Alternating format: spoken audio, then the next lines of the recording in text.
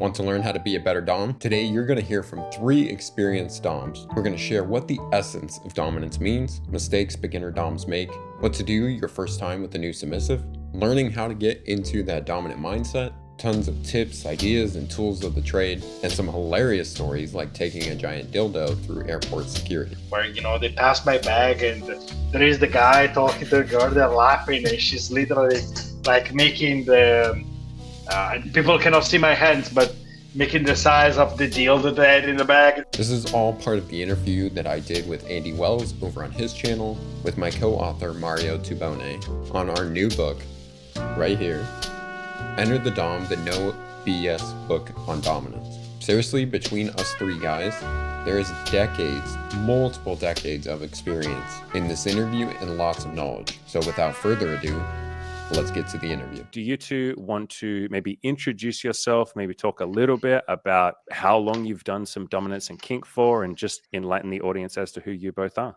Oh, for sure. First of all, Mario Tubone here, as my accent betrays. I'm Italian. Been practicing BDSM for a little bit over a decade.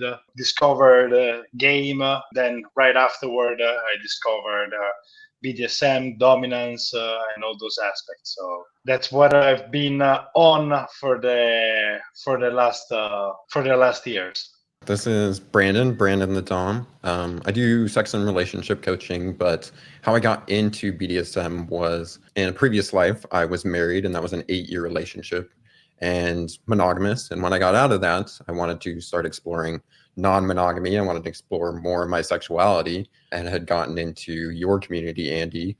Before we go any further, big shout out and thank you to both Andy and Mario. You guys were amazing for helping to provide me with education, provide me with inspiration.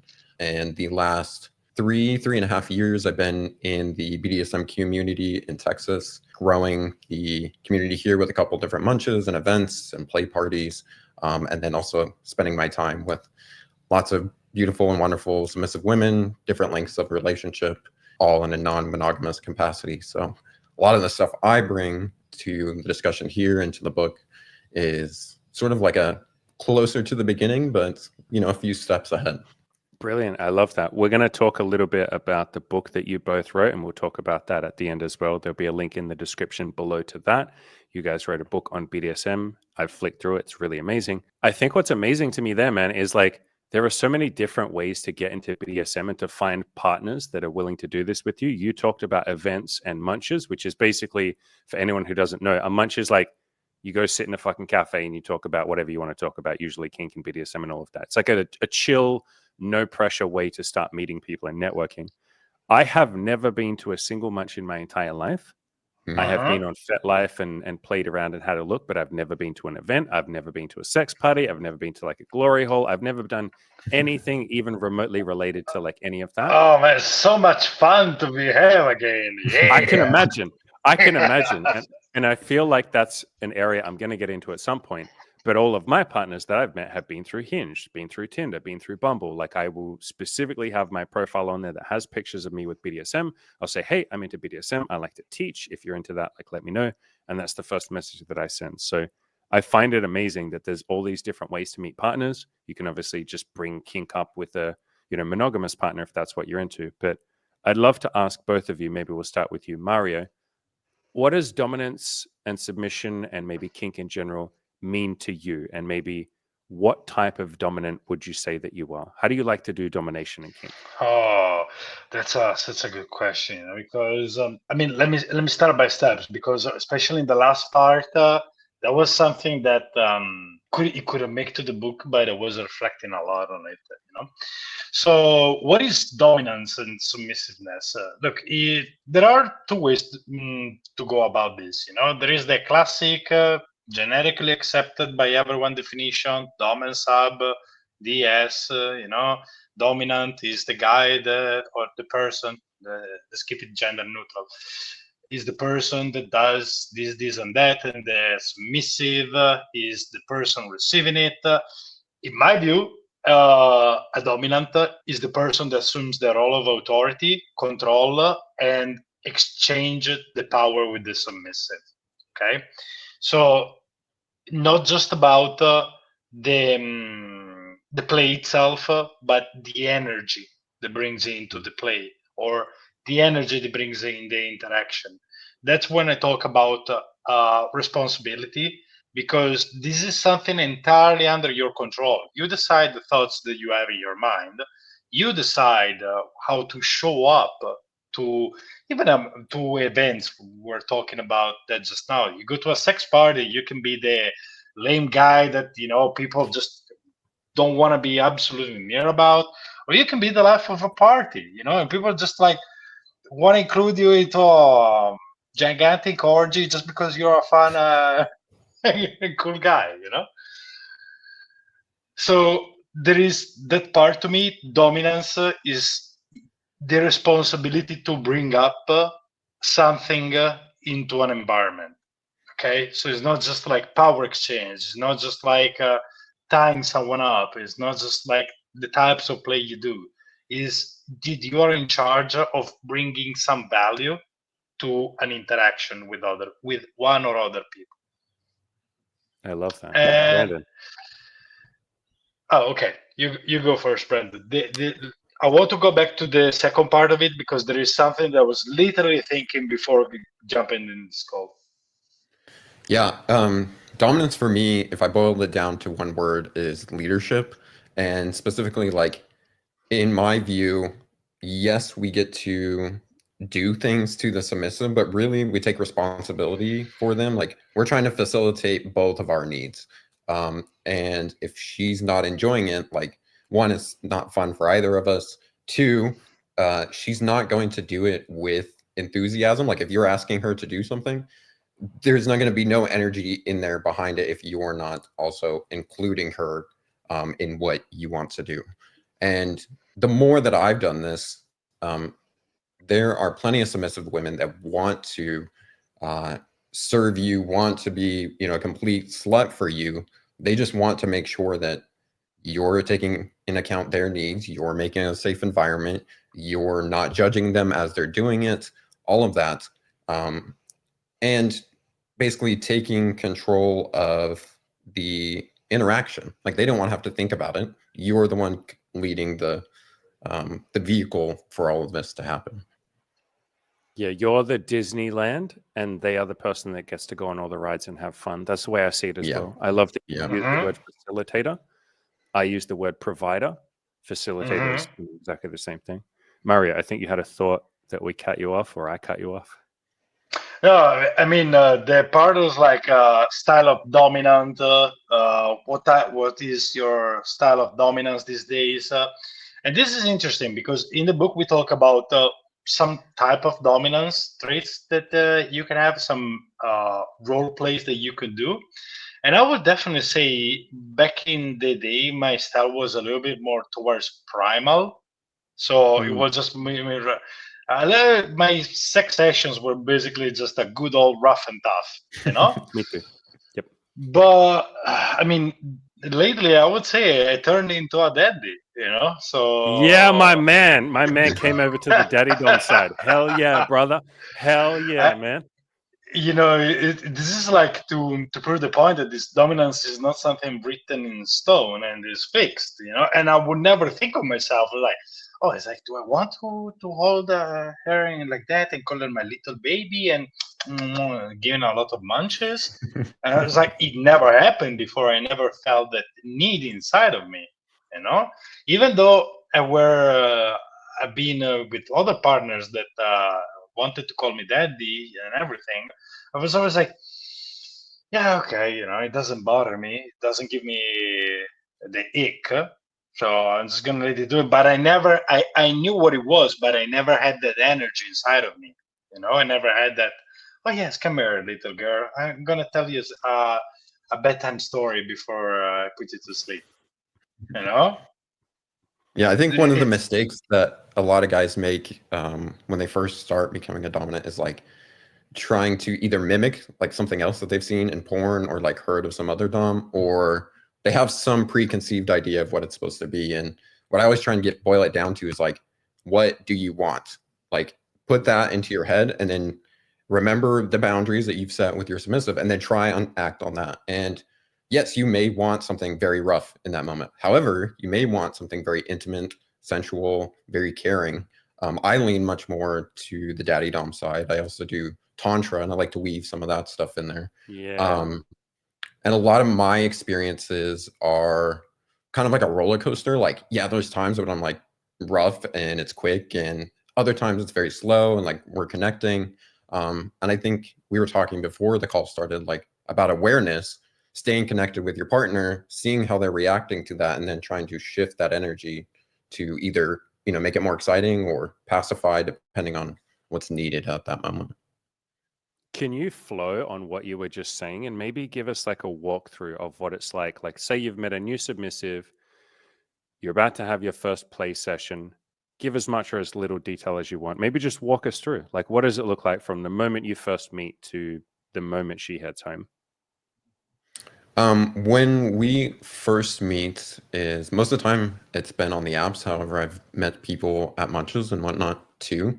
Um, I'm very direct. I don't want to like beat around the bush and draw something out. So I'm mentioning dominance and submission pretty early, like on the apps, right there on the app before I even, switch over to a phone number. Um, and I met a lot of people on FetLife as well. And they're like, I'm trying to find out what submission means to them. What are they looking for? How do they like to submit? Those sorts of things, just so I can get a vibe and understanding of what they're looking for. And then when we're on the date, it's more about building that sexual connection, and digging deeper into, a lot of times I play with people that are newer. So just finding out like, what are some of the favorite things that they've always wanted to try, and kind of filing that back in my head, because I'm like, oh, I know I can bring this back out later in the bedroom. But also some of the things that are like blocking them, like they've had past partners that are vanilla or they've been shamed for this, just so I can start removing some of those so that when we do have an experience, it's actually fun and they're not getting blocked by that.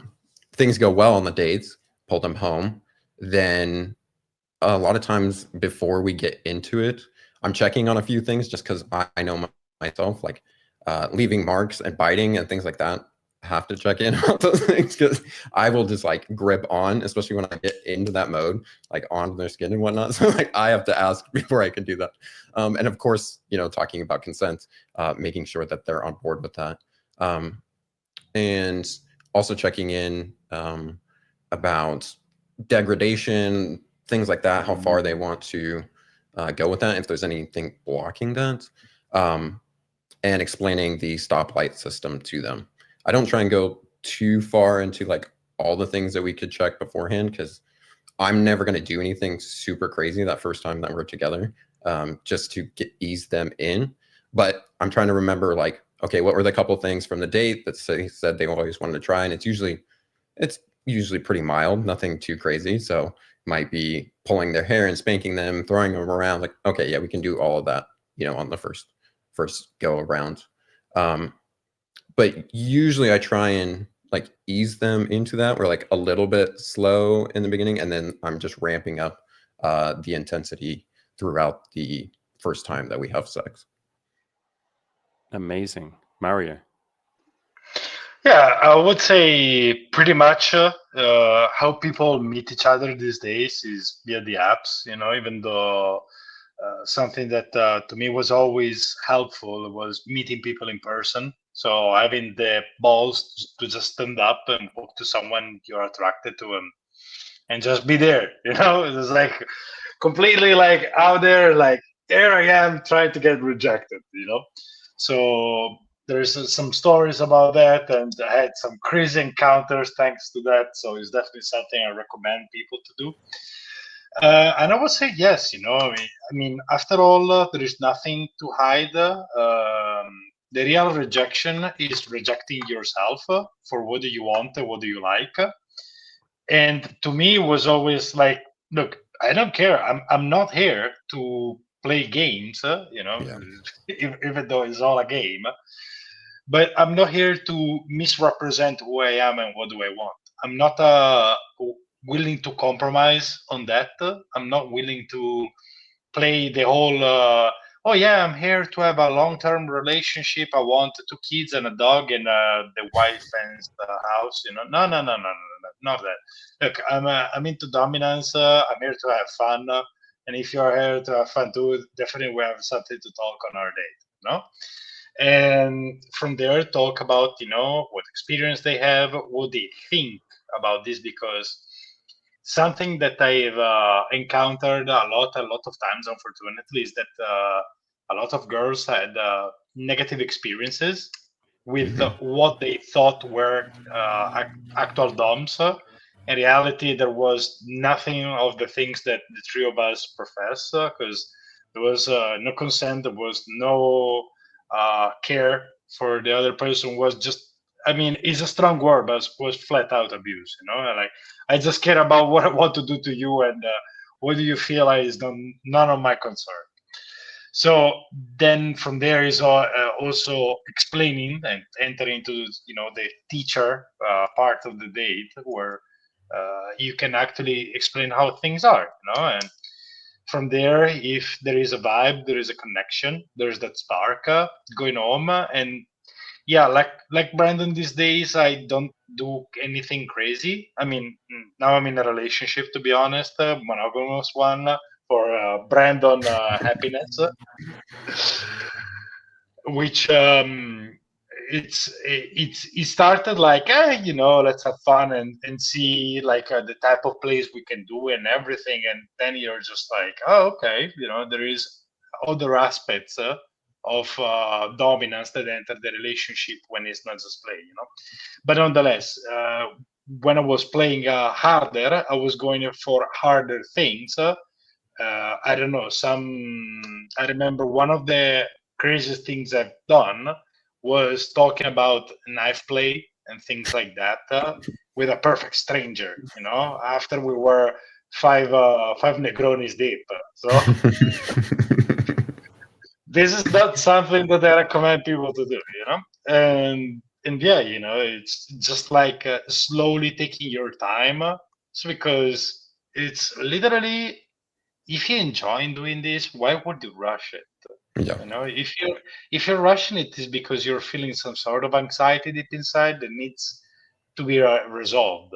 It's the real pleasure is being there and enjoying this. It's not like, okay, then the next step would be ropes. Okay, I have my ropes ready, and then it's gonna be waxing, so I have all the candles ready. Ta, ta, ta. No, it's good to have structured plays. I agree, but that's not that's not the way to roll. And yet, basically from there, one of the important things to me, at least, was to have the other person enjoy as much, because if I don't know if it ever happened to you guys, but when you're having sex and the other and the partner is just like, I don't know, not making any noise, just there and watching the roof and waiting for it to be done, just doesn't mean anything to me. I don't want to brag, but thank God I had enough sex in my life to not downgrade myself to below average sex. You know, it's like, okay, I want this to be fun for both. It has to be. We're doing this for fun. If you're doing just to please me, yeah, thanks, but my pleasure doesn't come from just the physical act. It comes Yeah. from the mental aspect of it. Yeah, I Yeah, use my that as a pleasure good time to doesn't- like stop and check in with them too. Like, because usually there's some sort of like disconnect happening there. So I'll just stop like mid whatever we were doing. It does not matter. And like just check in. Like, okay, there's something not working for us right here. How can we Yeah. make this for both of us? My style, like, of what I'm like with a partner for the first time is like basically the same as both of you, like little bits of what you said. Brandon, everything you said at the start is exactly what I do. Like tons of check-ins. Let's go on a date. Let's talk. I'm very upfront on the apps. Like you can tell I'm into BDSM and all of that. And I would just have like conversations like, what's on your bucket list? Most of my partners are people that haven't done it a lot as well. I will play with partners that have done it a lot, but most of them are like quite new to it.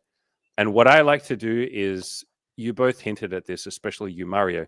I like to specifically, for the first time we're going to play, make sure there is a ridiculous amount of time free. And so, like, if the first date we only have an hour or so, I'll say, hey, cool. Like, maybe we'll kiss if we like each other, but like, we're probably not going to play much. Like, we'll save that for later. We can talk about it, but we'll save the play for later. And she'll go, great. Yeah, amazing. Cool.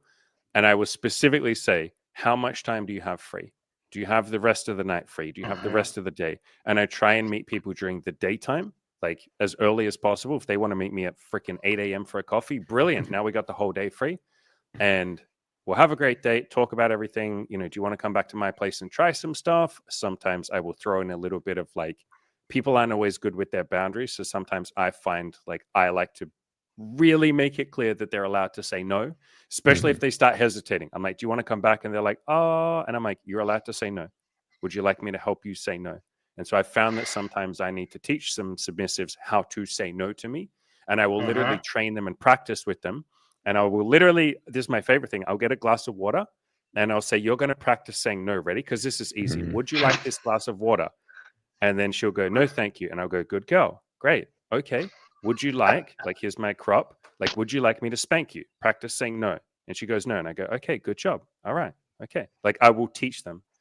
Anyway, so we'll go back to the bedroom. And my favorite thing to do is have all the toys laid out on the floor. Like, they look so neat. I have this way of arranging them where I have them in different categories. The whole floor is just covered in all the toys. It's amazing. It's like an organizer's wet dream, all laid out. And I've got a red light, so the room is kind of red, and I have nice soft silk sheets, like everything, bro. I'm trying to give an experience, man. I'll have soft yoga music playing. I'll have like a candle, so it's scented. Like the room you walk in and you're like, wow. Sometimes I'll put flower petals on the bed as well. I'm just like, this is going to be an experience, right? And she'll walk in, she'll see the toys, and then I'll basically say, do you want to have a look at the toys? And most of the time, if they're very inexperienced, they'll be like, what the hell is that? What the hell is that? What is that? What is this? What does that go in my butt? And you're like, no, that's a vibrator. That doesn't go in your butt. Like, and the last questions, and we will kind of lay down, we'll make out a little bit. It'll be very vanilla at the start. Like, I like to start incredibly vanilla. And a lot of the time, if I can tell she's uncomfortable, I will leave my clothes on. I find that really sets people at ease. And so I won't take my underwear off. I'm just fully dressed. And if she wants me to undress, I will. And we'll just kind of play with toys. I'll say, like, pick one. Like, which one of these do you want to, which one are you curious about? And she'll look at them all and be like, I don't know. And if she says, I don't know, then I'll pick one and teach her. And I will, like you said, Mario, take on the role of the teacher or the educator and basically say, like, you know, here's a crop. Here's how this works. This is like a spreader bar. This is how this works. And I will basically show her. And the entire time I'm starting extremely gently and careful. And I will say, how does this feel? Do you want it a little harder? Do you want to experiment? Do you want to try this? And we'll just kind of play around for a little bit. And then at some point we might take a break and cuddle and stop and pause and say, like, you know, how are you feeling? Do you want to try something else? Do you want to stop? Do you want to go for a walk? And we might go out for dinner, or we might go and get a drink, or we might sit on the couch and chill. Or, you know, sometimes they're so horny that they're like, please don't stop. And I'm like, okay, I can give you that. Like, yeah, I'm fucking horny too. I like to make them beg and all of that. But it's sort of just this experiment, kind of like what both of you said.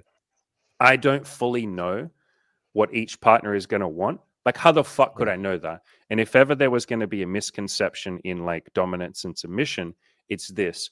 A lot of doms, like a lot of people new to dominance or kink, will ask me, how do I be a good dom? Like, how do I do everything perfect? What am I supposed to do? And I'm like, well, the first thing is to let go of that ego, my brother. Like, stop trying to impress, I don't know, yourself or her or something. And if you don't know what you're doing, just be like, hey, I don't know what you want. That's what I say with every partner. I'm like, I don't fucking know what you want. How am I supposed to know if you want one finger or two or three? How am I supposed to know if you want me to choke you? Like, what, I'm supposed to just make it up and guess? I will cross boundaries if I do that. And that's how I did dominance at the start. I crossed a lot of boundaries. I would cross the boundary and they go, oh shit, like she doesn't like that. It's like, yeah, that's why we ask. That's why we say, do you want me to choke you? Rather than just grabbing her and she's like, what are you doing? Help. Are you trying to kill me? And you're like, oh shit, sorry. I thought that's what I was supposed to do. Or just like going for a big hard spank out of nowhere. And she's like, ow. And then you're like, oh shit. It's funny because Dude, at I the don't know if you beginning, did that, but oh yeah. man, no, of course, You just everybody go like does. way too hard, bro. And you're like, holy shit, she didn't have fun. And like, I did cross a few boundaries, man, where like she would be like, that was too intense. And I'm like, oh fuck, I'm sorry. Like, I didn't know. I thought I had to be intense. Yeah, but you see, then it's I mean, everybody does it, even when it's consensual, because not just the act itself, but the strength of the act, you know, because I mean, back in when I started my first sexual experiments, like choking someone would be like, whoa, this super hardcore thing. And nowadays, it's almost a foreplay, you know. Yeah, it's gentle. Yeah, it's like gentle and fun and sexy now. Yeah. Yeah, Yeah. it's like, It's the energy ha. behind it. Yeah. Yeah, Same with you hair know, pulling. but Like most girls are giggling when I'm spanking or hair pulling them. Yeah. Like, you know, if we take a look at what was 15, 20 years ago, hair pulling, spanking, and choking was in hardcore sex category.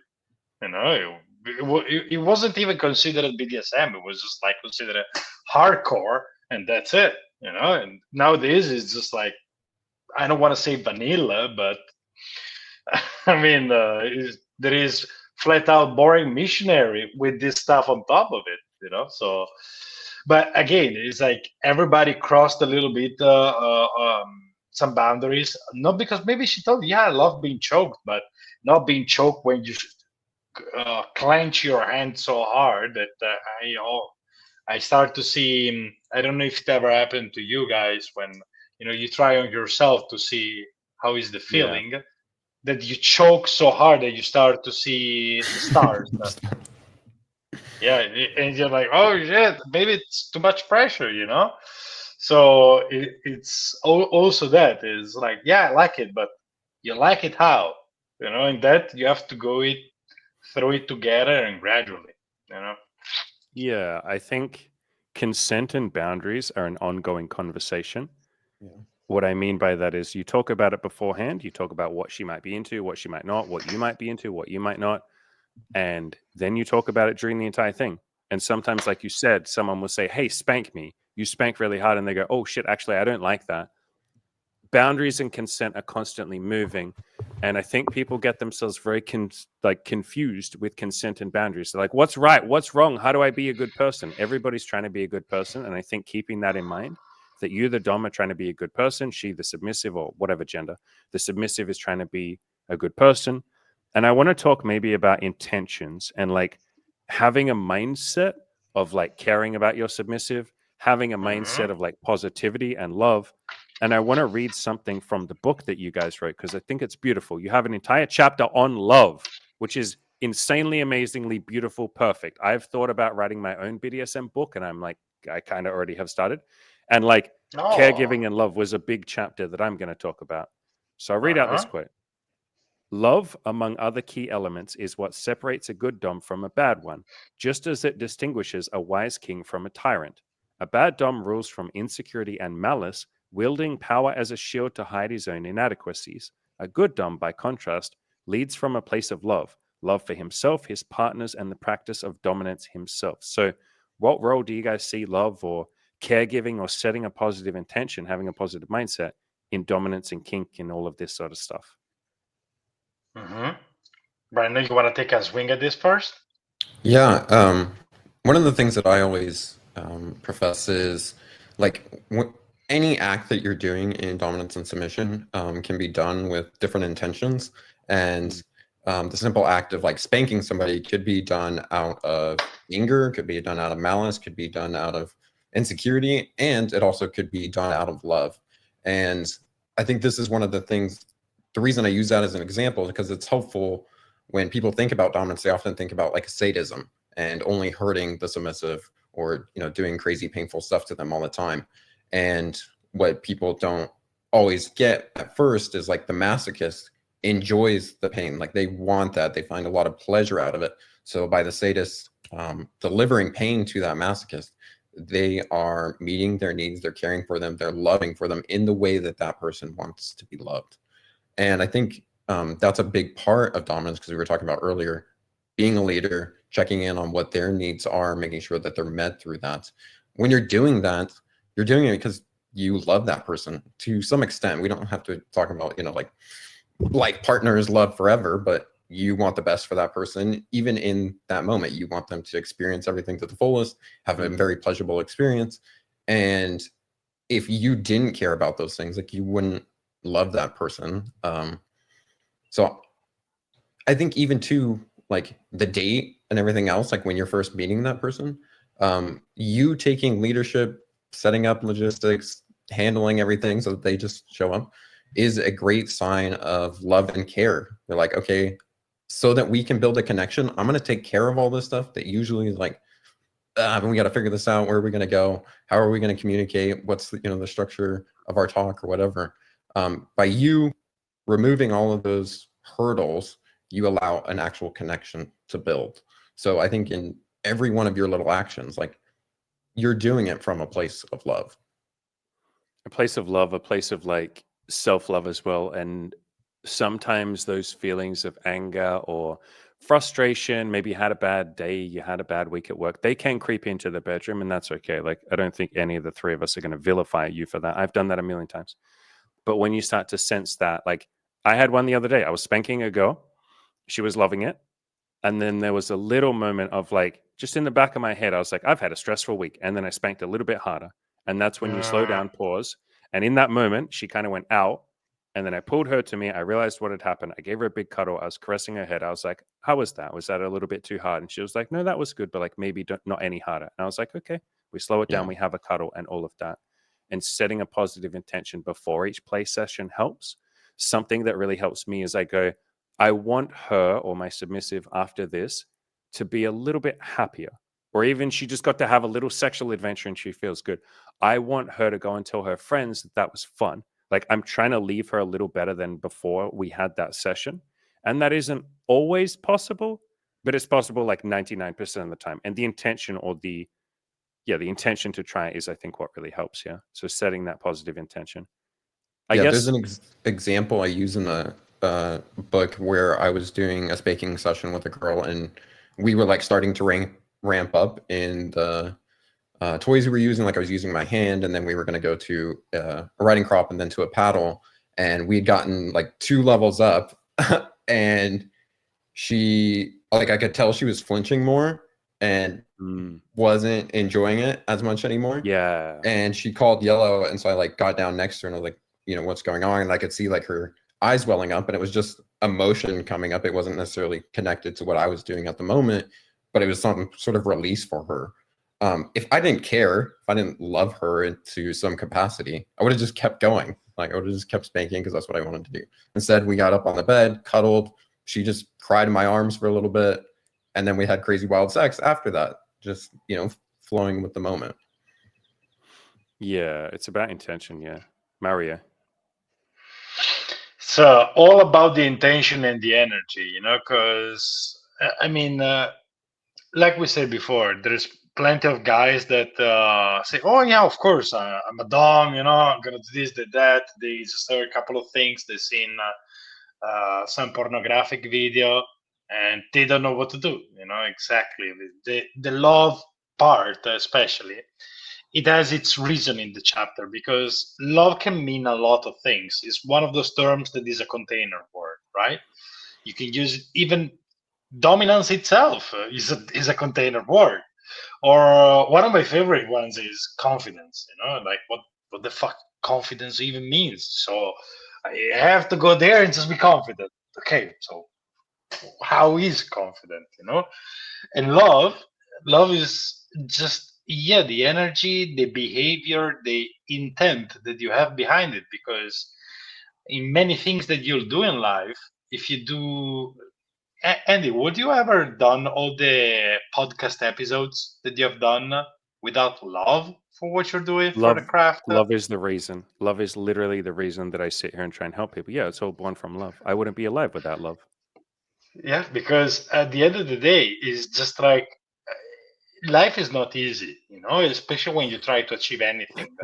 And when you go out and try go to the club, you go there, you get rejected 1, 2, 5, 10 times, before you get a number that doesn't even reply the day after. You go out and you talk to girls during the day. You go out the munches at the sex parties, and nobody wants to play with you. That stuff, you're like, okay, well, done, you know. But it's the love that you have for it, for being out and about, the love for being in connection with others. That's the kind of stuff that keeps you sticking there. You know, it's not just like, oh well, yeah, I love banging. Yeah, thank you. You know, I get that, but it's that eventually is just gonna fade very quickly. You know, when when you have this kind of love for what you do, for the persons you're with, for the energy that you have. I don't like to talk too much about energy because it's one of those things I cannot explain to people exactly, you know. But for lack of better word, bear with me, guys. Okay, when you bring this essence of yourself in the word and you make it resonate with what you do and what is around you, I think that's ultimately when everything flows together perfectly. As you guys are talking about love and like loving your partners and being that like safe place that they can come to, like you guys both have always struck me as like a safe space for women. It's like, come to me and we can figure out what the hell you want, and I'll help you do that in a way that like makes you feel good about yourself. I try and do the same sort of thing. There is vulnerability in that. Like, this is Mhm. maybe a topic that doesn't get talked about a lot. There is obviously a lot of vulnerability for a submissive. Yeah, no shit, obviously. But there is a lot of vulnerability in being a Dom because you are taking on that responsibility, especially if you're like the daddy Dom. And when we say daddy Dom, think of it like caregiver. Like, you're going to look after them. Mhm. You're going to be like paternal, you know, that beautiful masculine part of us that wants to look after people. There's vulnerability in all of this, and there's vulnerability in like someone opening up to you and you being responsible because you know, like any Dom that is honest will be like, I could fuck this person up. Like, I first had that realization on LSD, actually, ironically of all. I was tripping on LSD with a girl, and we were doing just normal sex. I didn't think that we would be able to do dominance, but we just did sex. And she was looking at me on LSD while I was on LSD. And that's a vulnerable moment, ladies and gentlemen. If you've never taken psychedelics, like, holy fuck, that is vulnerable. And I had this thought in my head of like, I could break her. Like, I didn't want to, but like it entered my head. I could destroy her. I could make her fall in love with me and make her crazy. I could make her just obsessed with my dick and make her think that she needs me and all of that. Like, these dark thoughts entered my head. And at first I was like, ew, no, gross, don't think about that. I'm a good person. But I sat with it and it was really hard to sit with while we were looking into each other's eyes. And then I spoke with her about that. And that was fucking difficult too. And she admitted, and she's like, I know you could. And I was like, how do we be okay with this? How do we be okay that the dominant could ruin the submissive? Like, how is that okay? How is what we're doing here okay? Isn't this power? Isn't this evil? Isn't this bad? Shouldn't no one have this level of power? And then ready the Spider-Man quote, I was like, wait, with great power comes great responsibility. What if my role is to have this power that I could do anything to you? I'm stronger than you. I could probably kill you if I wanted to. And you probably wouldn't be able to do much about it. How do I be okay with that? What do I do with that? Is part of dominance knowing that you could break someone and then saying, I could also love you. I could also, and it doesn't have to be romantic love, but I could give you lots of love. I could make you feel amazing. I could blow your fucking mind and show you the world of dominance and sex and pleasure and your body and my body and the beautiful chemistry that we might have together. I have this opportunity where I could hurt you physically, mentally, emotionally, spiritually in a million different ways. And I also have that same opportunity to help you grow, evolve, learn, become better, become more confident. You know, one of my favorite things to do is teach submissives assertiveness, to teach them self-love. My favorite dominant act is I will sit behind them and I will have my arms around them and we will both be facing forward. We're facing the same direction towards a mirror. And I'm cuddling behind her. We're both naked. And I will say, look into your own eyes in the mirror. Tell yourself that you love yourself. Holy fuck, they struggle to do that. They will break down, they will cry. And I'll be like, we're just going to sit here. We're going to sit here for the next hour, as long as it takes. You're going to learn to love yourself. And then I'll get her to go through her body and be like, each part of your body, I want you to be grateful for that part. Learn to love that part. Because that's something that basically every human being struggles with, to love themselves and love their body. Fuck, man, that's some deep shit. But I realized, like, yeah, we have this insane power as the dominant. And I think a lot of people go down that dark pathway, and I understand why, because it's tempting. You know, like, if I'm honest, it's tempting. In that moment, when I realized I could break her, there was a little part of my voice that was like, well, why don't you? The sex would probably be better. If you literally made her obsessed with your dick and all she could think about was you, it'd probably be great sex. And it's like, what kind of scar would that leave on my psyche? So maybe I'd love to hear from both of you if you've had any of those moments or that realization of like, holy fuck, there is responsibility here. And then maybe going towards that light path. And then I guess, why did you guys go down that light path? And maybe a deeper answer than just because I'm a good person. Like, I'm genuinely curious. Like why? Yeah, Why? yeah. I mean, it should come by itself. Yeah, I'm a good person, so I'm not gonna do harm to other beings. That should be like taken for granted. I mean, even though there are some guys that the saying hurt people, right? So that's what I noticed. Most of the guys that I've met that they mess up with others is because they've been inflicted pain and they haven't resolved through that. So I mean, when I realized that I had literally the capacity to mold the mindset, the thoughts, and the feelings and the life ultimately of someone, I was like, but why? Why I'm getting vested with such a thing? I mean, it's all about playing game here, right? But this is going far beyond just playing a game with someone in the bedroom. So yeah, I mean, I wasn't under drugs, but it was one of these long nights when you start to look into your soul. And I realized, to me, at least, it was just like I always live my life with the principle of don't do to others what do you want to be done to you, you know? The golden So rule. Yep. that's what I mean, integrity and everything. We can talk about personal traits that someone shouldn't have, but ultimately is behavior to me. It's like, what do I want?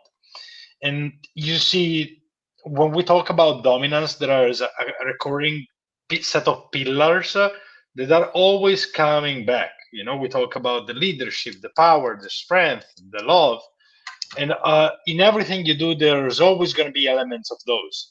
So in my case, it was realizing that I have a responsibility because someone has to do it. So I have to be the positive force that brings positive into others people's life. Because maybe if it's not me, it's somebody else. Could be negative, could be better, could be worse. But I know for a fact that they want to be a positive force. Is about what do I want to be. And if I want to be a positive force, I cannot mess people up in a way that is at least not fun for them, because there is the moment where some deeper exploration to, especially with degradation plays and stuff like that, could happen, and it has its own place. But generally speaking, I also really like what you do, Andy, with the love and everything, making people self-love, because I noticed that also affects a lot of people. Is ultimately what do you want to be? It's not just like I'm doing this. Well, duh, I'm a good person, No, it's who you want to be, and who you want to be, and what do you want. Ultimately, plays a role in that. Because, or you remember, Brandon, we were talking about various type of not so good DOMs. There is the bending machine DOM that is like providing everything that other people want from you. So you're basically everything and nothing at the same time. Meanwhile, if you choose who you want to be and what you want to bring into the world, in the universe, into the play, whatever, that's one of the traits that makes you both a better person and a better Dom, I would say. Yeah. You bringing up the vending machine Dom. So that was like a barrier that I had when I first started learning a lot of this stuff. And it was born of an insecurity that I wasn't good enough. And that was like an insecurity that I had to keep facing over and over and over and over again.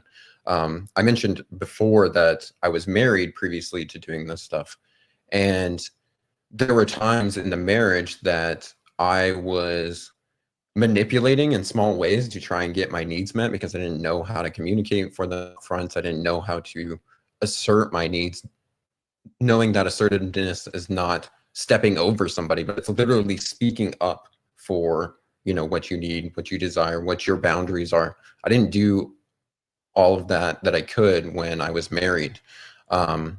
And dominance and submission to me, I think from like the dark aspect definitely drew me in, because like, oh, I can sort of control the situation in order to get my needs met.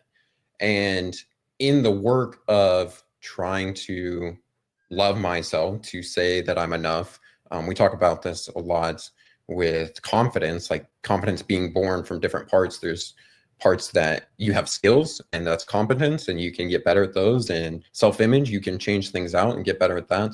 But when it comes to like your self-esteem, that has to come from a deeper place that's not reliable, or you have to rely on other people, external validation to get. But when I first started as a dom, I was like, oh, I'm going to be really good at sex. I'm going to learn all this stuff. And like, I'd been learning about sex for a long time, even when I was married. Like, I'd gotten into tantra and stuff there, gotten really good at certain moves, and like eating a girl 10 out. books about Kama Sutra. Oh, Yeah. let's buy another one. Exactly. Yeah. And so when I was starting to do all these dates, I was like, oh yeah, I'm going to throw out all these moves, and they're going to love it, and they're going to want to keep seeing me, and so on and so forth. And the cool thing about like going on multiple dates, dating multiple women, is eventually you find out a lot of it doesn't have much to do with you. And it didn't have anything to do with like if you're enough or you're not enough or whatever. And even when you get in the bedroom and you give them a great experience, really you're just tapping into their desires, and they're the ones in control of, you know, are they going to orgasm or not? I had to learn a lot of like, actually, I'm not doing a whole lot here. And that kind of was like an ego kick to like take me down. I'm like, okay, well then, like, what am I doing here?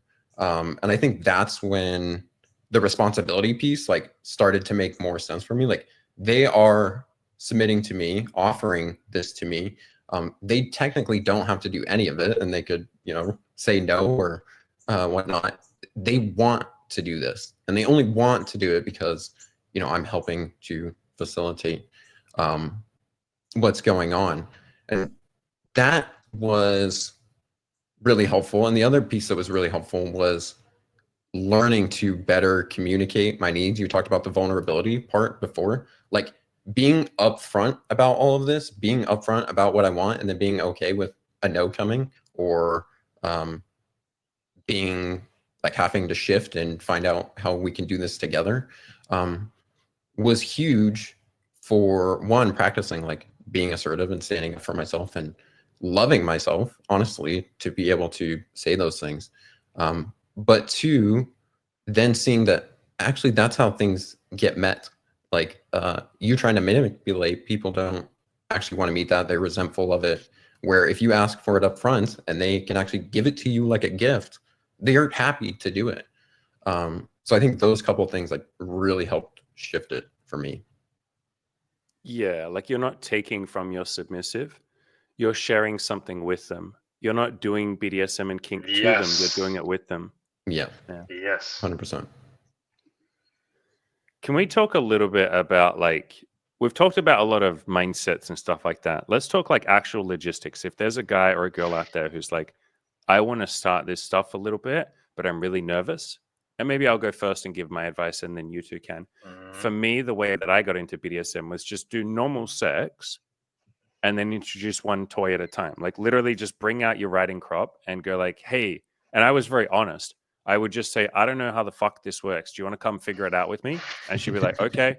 And then we'd watch YouTube videos together. And I'd be like, so do I hit you with it? Like, do I hit you on the face? Like, what do we do with this? And like, bro, literally, dude, with ropes, I was like, how do we tie ropes? Like, I don't know how to tie ropes. Like, what the hell do I tie it on your hands? And like, we would just watch videos together. And I was super honest about that. And some women weren't into that, obviously. They wanted a more great date ideas, you know, by the way. Yeah. Go to a sex toy shop together. Go to an adult shop together. Look around at everything on a first or a second date and just be like, let's buy one thing here. What do we want to buy? And then you go back, you try it. Like, that's my way that I got started, but I'd love to hear from you two. How would you tell a beginner to start this stuff? Submissive or a dom, like whoever. Okay. So, I mean, I would say whenever you're starting into something new and you're nervous, first of all, we've all been there. I know it's not gonna change anything, but it's the first thing to say. It's gonna suck. The beginning always sucks, because you don't know stuff and you feel that awkwardness, that, oh my God, I'm gonna do this. But the fun part is that it is about having fun. So if you can set aside that, ego that we all have when we're entering into things and having expectations, that's when the real fun starts. And for being into practical, it's all about trying to figure out the basic of the things that you like. Because for me, the basic entry toy was having a vibrator, because I was getting tired of fingering. So I was like, you know what? We have technology. I mean, if yeah, exactly like that. I mean, someone literally, if you know the story vibrator, someone was literally tired of fingering, so he was like, "Let me invent a machine that can do that." I was like, you know, you know what? It would be great. Actually, it's also something like when you go to a girl and say, "Want to see my vibrator?" They will look at you like, "Wait, what? You have a vibrator?" You At get the big least one out, one that they've you can. never had. They've always had these little tiny magic bullets. And you're like, no, you need this guy. Come here. Yeah, yeah. It's just like, oh, let me show you, the magic one, but with this thing that has more horsepower than a vacuum, or that's something that for a couple of friends of mine that were interested to spice it up their encounters after being out of the game, out of the dating and sex market for many years, because they recently divorced, so they find themselves in their 40s single again, and like, okay, what do I do now to make it spicy and fun? Start with a simple eye cover, like, just this is a fantasy that pretty much almost every woman I've met has. Just cover her eyes, or yeah, perfect. Or even a scarf. You see, I was traveling and I have a lot of fun stories getting pulled at security, for extra questioning, about my bags. I will always remember this airport in Kiev, Ukraine, where they pass my bag and there is the guy talking to the girl, they're laughing, and she's literally like making the and people cannot see my hands, but making the size of the deal that they had in the bag. It's the guy and laughing. It's just fun. These fun stories, but also, guys, if you're traveling with ropes, the scissors are big no-no for the security. So just checking your luggage. Anyway, you can travel literally with stuff that doesn't have to be extremely BDSM related, like an eye cover. There is a great tape from 3M that I use it for tying up, basically for constraints. What else? You can even use your clothing. Yeah. That's the classic tape. The sticky or non-sticky depends if you want a free walks with your BDSM session. Non-sticky. So, I mean, there's plenty of things you can do. I remember I was playing with this girl that I met. We went at the hotel and I tied her up with the cord of the what is the thing that you use to the straightening iron? No, iron. Yeah, with the cord of that. So you can literally use just your fantasy will be the greatest thing, But you can start with the basics, or even like I said, I was of the school rough and tough while having sex in the bedroom. Probably I watched too many movies with Rocco Siffredi during my early years, and you can just, I don't know, try something. Of course, not like, oh, let me spit in your mouth. That's already a little bit too forward. But try, I don't know, what would you like if I pull your hair like that? Would you like if while we have sex doggy I spank you like this? Just add something extra that you wouldn't normally do. You don't have to go from 0 to porn star in one go, you know? Yeah, Yeah.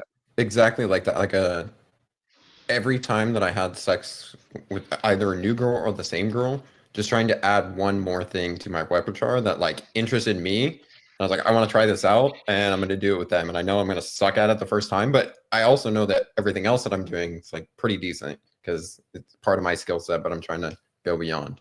But one thing that Mario was mentioning that was kind of important to me in the beginning, like I was interested in a bunch of stuff. And so there was like all this gear that you could get. And I'm like interested in bondage. So I was like, oh, you could get these cuffs and a spreader bar and, there's bondage tape and you can do rope and all this stuff. And I was like, okay, well, I want to get this, that, and the other. And because I was not great at using it in the beginning, I had all these different things. I'm like trying to make it work in the session. And like, this is bad. And so I like had to take a step back for a second and just be like, well, how can I just use my body? Like, I don't even want to think about toys or anything else right now. I just want to use my body or, what's available to me.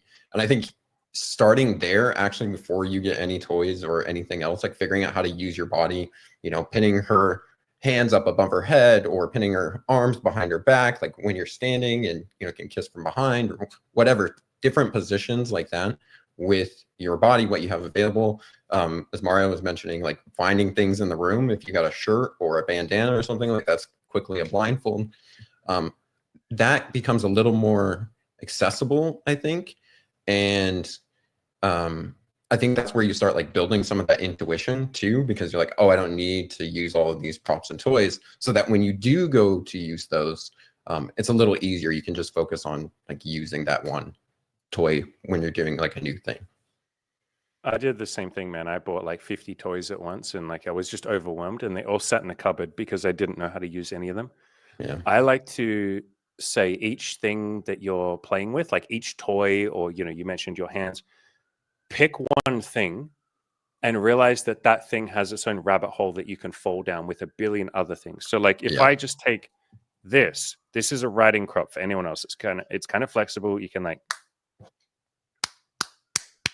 spank with it. And you might be like, okay, cool, I can spank with this. And it's like, you can also gently caress someone's face with it. You can go really nice and gentle on her clit, and that feels good. You can just do little light taps like this. And if you do it for long enough, after a while, you do one harder one, and then you go back to gentle, and then a really hard one. Like, there are so many things you can do with this. You can spank her. Every single inch of her body feels different from every other inch of her body. And also, it depends on how she's feeling. If I just spank her immediately when she's still got her clothes on, that feels so unbelievably different to if I spank her hard when she's in the middle of an orgasm. Like, they are entirely different universes from each other. And to realize that if you just pick one toy, you could spend the next 3 months exploring just that toy before you move on. Oh yeah, I mean toys. Especially if you go to a play party, usually there is a local sexy shop, local leathersmith that makes whips and paddles and everything, and they all of there to be used and tested by the attendants. Man, it's literally like I sometimes think that I've seen it all, and then I go there and I find a new way that they curve the ladder in a different way, so it completely feels different. There is so much stuff out there, especially. I don't think a lot of people know this. When you go to Venus in Berlin, is the largest. Let's call it adult. Adult industry exhibition, and there is of course a lot of exhibitions. There's a lot of vendors, and you're gonna see crazy things, like especially in Berlin, the capital of BDSM in Europe. Let's say, I've heard. You go even visiting the shops and everything. You find new toys that they come up with and everything. And yeah, we wielded the metal part and it goes into the land. You're like, what? I mean, people, what people study engineering for these days, huh? But yeah, it's just like, even if you start with the toy, I mean, like I say, it's nothing. You need to have an arsenal, and And also something that Brandon said, fantasy. I remember I built an harness with chains brought at Leroy Merlin. It's Home Depot, basically, here in Europe. So you go there, you buy the chains, the carabiners, and everything. You build your own stuff. So Bro, yeah, I've bought so much stuff from like hardware stores. Hey, yeah, dude, there's like so much. Especially if you take a woman there and you're walking around and everyone else is just like, all right, I got some like home renovations. And you're like, holy shit, how could we use these chains? How Yeah. could we use these suction cups? Like you're just looking at everything through the lens of being horny. And like it's so fun. Yeah. Yeah, one of my girls wanted to go to Michael's, the craft store here in the US. And I was like, I don't yeah. think you want to take me to the craft store. And she's like, why? And I was like, because I'm gonna find a million things in there that could be used in ways it's not supposed to be used. Yeah. Like, and all the like textures or the markers, like to draw on people. And yeah, you can just have so much fun in those kind of places. Yeah. Like, and that's not even getting into like, you go to those stores and you start thinking like, how could we make a costume out of this and go down the rabbit Mm. hole of that role play? Yeah.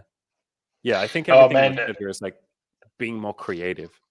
What were you Yeah. going to say? like you said, it's you can go down a million rabbit holes, Mm. because even with chains, what do you do with chains? You used to whip them, and you used to down, you use for lifting someone up, but it was very risky. Guys, don't do it at all. So there's a bazillion things you can do. The only limitation is your fantasy and the boundaries of the other person that you do it when. Yeah. I also think And it's important to like the psychological side, like you have your toys, but getting really good at dirty talk and like making that one of the first things that you try and attempt to get good at is huge, because then you're tapping into her fantasies and like what's in her head. And the simple writing crop, like you were moving it on your face, and I was thinking about like when you put it underneath her chin and like stand her to attention, like make her pay attention to you. good girl. Yeah. Yeah. Tell her Yeah. good girl. Yeah. That like really gets into that dominance and submission power dynamic, like stretches it even more, like builds more attention. And it's such a simple thing, like even just a finger under the chin. I like a lot of dominant things that are very subtle, like either in the motion, just a single finger under the chin, Me where too. it's Yeah. like dominance by them like willingly doing it rather than dominance by force. Like dominance by force is fun sometimes, but when I know that it's more of the psychological, they really want this so much that they're willing to do whatever action I just asked them to do, like that's the juice right there. Yeah. Dude, my favorite thing to say that I've started doing for the last, I actually only learned this from my past partner, Imi, because we slept with a lot of women together, and women have a much more gentle way of being dominant. I taught her to be dominant, and I watched the way that she would dominate other women, and I really enjoyed some of that. So here's what I do a lot of the time. Rather than saying like, bend over, or like, show me your pussy, or, tell me that I'm your daddy, I will say to them, would you like to? Would you like to show me what a good girl you can be? Would you like to send me a picture of your pussy? Would you like to open your mouth and stick your tongue out? And I find that brings them onto that team where they're like, oh, I would like to do that. That like they're thinking about it before they do it. Whereas if I say, stick your tongue out, that's more primal and that's fun. I love doing that too. But it's almost like it inserts an extra step because I'm saying, would you like to? She now thinks about it for a little bit and she's like, would I like to do that? Oh, that could be sexy. And there's always a pause. When I say, would you like to? It takes like 5 or 10 seconds before they do it. Mhm. Whereas if you just tell them what to do. So it's like an extra fantasy step, which can be really, really, really fun. But yeah, this whole thing is, I guess, us just saying, like, experiment, play around with this. There are no rules. And if a guy is maybe a beginner and he's like, you talked about dirty talk. If he's like, I have no idea how to dirty talk, I have no idea what she wants me to say, fucking ask. Like, that's my favorite question, especially in the middle of sex. I'll be like, what do you like to be called? What do you want to be called? And most of the time they go, I don't know. And you're like, no, come on. What do you like to be called? And it takes a little bit of prying sometimes because they're scared you might judge them. And they might say, I want you to tell me that I'm a good girl, or I want you to tell me that I'm your little whore. And then you give them that thing. You can also do it in the reverse and say, what do you want to call me? And I was playing with a girl the other day and we were right in the middle of sex. I was kind of like pounding away at her. And I just kept saying, what do you want to call me? And she wouldn't tell me. She had this big smile on her face and she wouldn't say it. And I was like, come on, like, tell me. And then I would stop. Like I would stop thrusting. And so she'd be like, no, please go harder. And I'd be like, I'll go harder when you answer the question. And so I finally got it out where she's like, you know what I want to call you. And I was like, no, I don't. I can't read your mind. What do you want to call me? And she's like, And then she just kind of looks away and she's shy. And I start going a little harder and a little faster. And then finally she kind of whispers, Daddy. And as soon as she said that, I gave her everything she wanted, man. It's like, you're getting rewarded for that. I went ape shit crazy. She's moaning. She's going crazy. She's loving every second of it. And then I kind of pull out a little bit. I give her a big hug and I'm like, you're a fucking good girl for saying that. So yeah, you can like get people to tell you what they want to be called or to call you. It doesn't just have to be you knowing the dirty talk. I think the three of us know most of the time what people want to be called, or we're pretty good at it. But if you're a complete beginner, just ask, man. Like, I think a lot of guys in particular, women do it too, but a lot of guys in particular will put all this pressure on themselves that they have to like be a good dom on day one. Kind of like you said, Mario. No, bro, you're probably going to suck at it, dude. Like, just stop this front of like, I have to be a confident dom. What the fuck? You haven't earned that. You didn't earn the right to be a confident dom yet. So like, don't be that.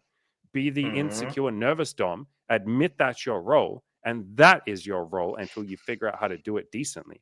And there's a lot of power in being the insecure dom. Because like I said, I would just tell women, I don't know what the fuck I'm doing. Do you want to watch a YouTube video with me? And she'd go, great. That's still dominant. I'm still taking the lead.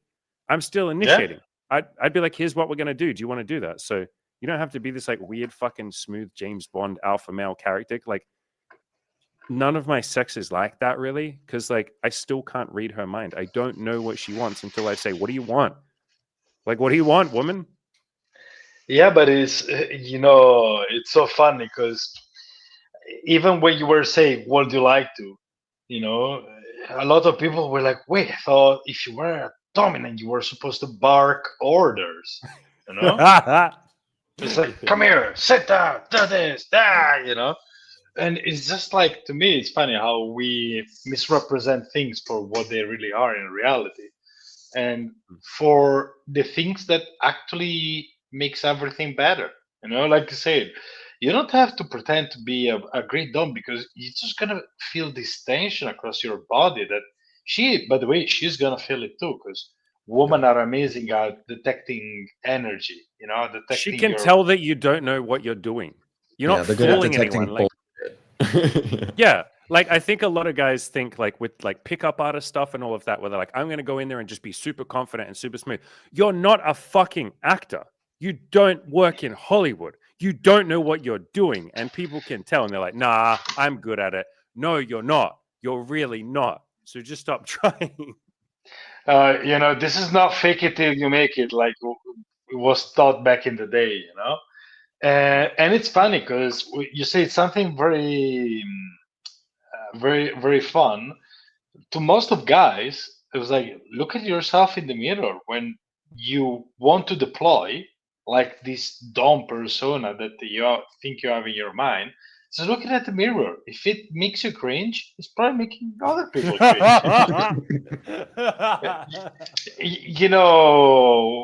I mean, I'm guilty of having spent an unbelievable amount of time in trying to perfect my craft at seduction, So I was practicing a lot in front of the mirror. I was like, Jesus, if that's how it looks like from the other side, that I got there super excited, like I speak super fast that nobody can even understand me, or that I try to act all smooth and charming, and sexy, but in reality I look like just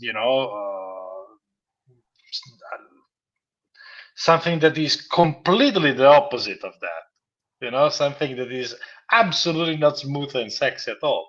And it's the same when you're trying to be a dom. You're trying to be like, hey girl, so no, we're gonna do this, and you can call me daddy, Which, by the way, is one of the cringiest things for women have told me in my experience is when guys tell them to call themselves daddy. Like, you have to call me daddy, baby.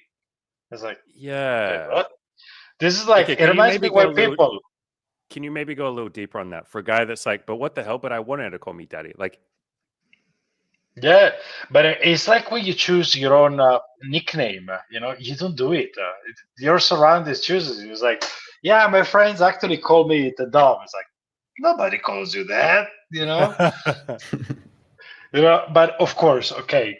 This is your nickname is one thing, and it's something that turns you on, like being called daddy. It's a completely different story. It's something that like I said at the beginning,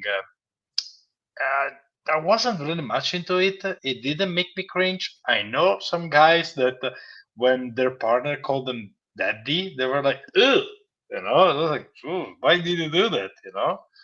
But ultimately, it boils down to communication and expressing what do you want to your partner. And if that's something that it's even a little bit more long-termish, that definitely has to be addressed because you're gonna be there sitting with this thing in your hands, like, yeah, I want you to call me that. Maybe it's a little bit harder for her to call you that, especially if there are some issues, there is some inexperience with those type of things, but give it time. You know, maybe you like it, you're gonna get it, you're gonna receive it, and you also have to sometimes. That's one of the things that comes with the responsibility. You need to sit down and think if you're comfortable with not receiving what you want. If when I was evaluating a relationship, I was like, well, I have an amazing sex life. I have threesomes, foursomes. I get invited to sex parties. So why would I choose monogamy? I was like, okay, maybe threesomes are part of the package, but would I be fine? Would I be entering into this if that wasn't something that's gonna happen? So again, talking about what you want and getting there, it's something that you should definitely address. Is like, hey, by the way, what do you think about nicknames? Because there's something that really turns me on, but tell me first what turns you on. you know and then also, by the way, you allow someone to do something for you. Okay, there's nothing more natural that brings more happiness than when we do something for someone out in a place from we want to do it. Okay, if it's like just an imposition, yeah, call me daddy, baby. It's do the okay, daddy. It's just to make you happy, but I really want to make you happy, so I'm gonna do that. Sorry, guys, I lost my train of thought for a second. But no, bottom line is that you need to make sure that you work towards that you talk about it, that you're sure what you want, and you need to be clear with yourself if it's something that you're not gonna get if you're fine with it. Yeah. Yeah. Everything you just said there, I could kind of sum up of like BDSM is giving rather than taking. Like it's two people giving to each other.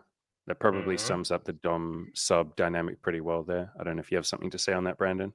Yeah, there's actually a great book by Betty Martin, and it's The Art of Giving and Receiving. And she talks about in the framework of touch, where there's four ways that you're touching one another. There's serving and accepting. So those are opposites of each other. Serving is one person giving that gift of something that you asked for. So they're serving you, and you're accepting that gift. It's for you. The other dynamic is take and allow. Take is when you're touching for your pleasure, but the other person is allowing that to happen. And that's where the like crux of BDSM lives most of the time, is this take allow dynamic. One of the most popular fantasies is some sort of like CNC fantasy. And in that, the submissive is completely giving of herself for your pleasure. But the only reason that that is happening is because she's allowing that to happen. It's a gift to you, and you are getting into your full desire in that moment and taking that. This is actually something kind of going back to what you were talking about earlier, something I had to learn to do well because I was insecure. So I was being that vending machine Dom and always giving. I was never like taking for my pleasure, and I had to learn how to do that. And one of the reasons it's important for that is because if I didn't, I was always making an assumption with every woman that I was with. I was like, oh, well, this move worked on her and it was really good, so I'm going to try and do it on her. Or making the assumption that like, oh, this girl likes calling me daddy, this one's going to like it too. And always trying to give, serve them how I could. And that wasn't ever getting into the dynamic that they really love when they can fully give of themselves. Like they love to be in that surrender and allowing position. And to do that, I have to really tap in. Okay, what is it that I want? As long as I've asked ahead of time, like, would you be okay me doing X, Y, and Z to you? Then I have full free reign to do that. And now I just need to get into it and like own that desire and take there. So taking is definitely part of the dynamic, but it's the idea that she's giving that to you. It's an access you're allowance. taking what's being handed to you. Yeah. Exactly. Yeah. What you're just talking about there is like there is an element of surrendering as a dom as well. I try and get this across to all of my submissives. I'm like, look, you're surrendering to pleasure, to BDSM, to me, to love, to excitement, to the moment. You're surrendering to a million different things. And a lot of women have specifically told me that I want to try this or explore this because I'm in my own head a lot and I don't know how to connect with my body. And I would like to surrender to my body. And that's where I do like the tantric stuff like you talked about, Brandon. I will blindfold them. I'll get some ice, some smooth music, maybe massage oil. And I will just spend like 2 hours massaging them while I talk and whisper and say like, your body's so beautiful. How does that feel? Like I'm trying to get them to connect with this. So there is surrender for them, obviously, is the submissive. But I've tried to explain to a lot of them, and they get it when I explain, that there is a surrender as a dom too. And they're like, wait, but you're in charge. Aren't you in control? How is that surrender? And I'm like, I'm surrendering to my body as much as you. I'm surrendering to my pleasure. I'm surrendering to you and your pleasure, because if you say stop, then I'm going to stop. So who's really in charge? And the whole thing is this act of surrender. But I think a lot of people miss out that step, or they don't recognize maybe that step of surrender. And especially if you're going to do what might be called primal play, which is where you're a little bit more animalistic. Both of you obviously consent to that, blah, blah, blah, talk about it, etc. But like, you're both kind of just going hard. I like the primal stuff, and then I'll slow it down and be tantric, and then primal, then tantric. Like, I love that. But in that primal moment, I'm submitting. I'm 100% submissive to my own drive as a man, to my own sexuality, to my dick, to my heart, to my fingers, to her. Like, she's doing wild shit to me too. Like, one of the girls that I've just started playing with, she loves to do the primal stuff. And she has a cute little trigger. She's just figured out. She's never done it with anyone else. Like, she's never done BDSM. And she figured it out within 1 or 2 hours. She will take my hand and she will bite.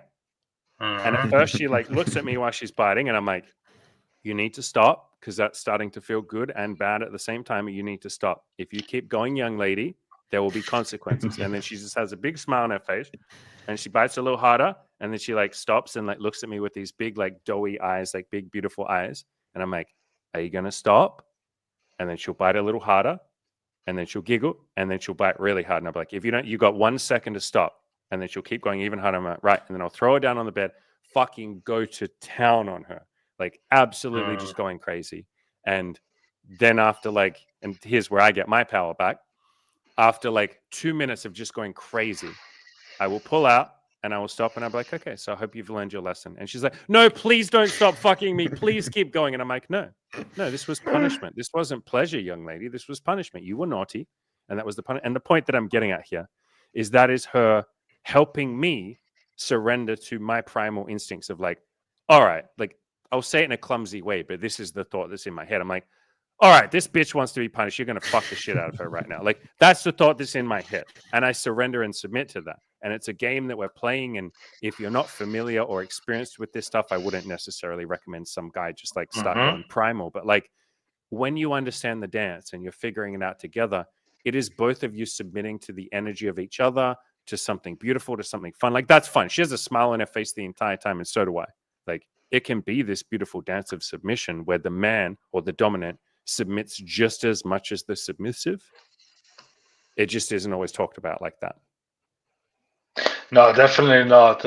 But you know, to me, for example, I did a bit of coaching into channeling my energy, like anchoring and those kind of things.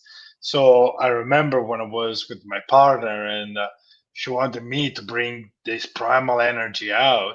and I literally had to surrender, because one of the things that I Mm. always said is like, when I go full primal, I am not in control of myself, because I literally take all my deeper, darker things come out to light. So it's just like, I don't know, I might slap you too hard in the face. I don't want to hurt you, you know? It's like, meanwhile, when we're playing, I just slap, but it's just like you're like placing the hand and then making it slide. So, it's literally surrendering to that part of me that never comes out, but it comes out exactly in that specific moment. Well, we're talking going primal, Yeah, perfect timing. but it's just like that. You're, I mean, I learned to channel that energy, so it comes out in a very specific control moment.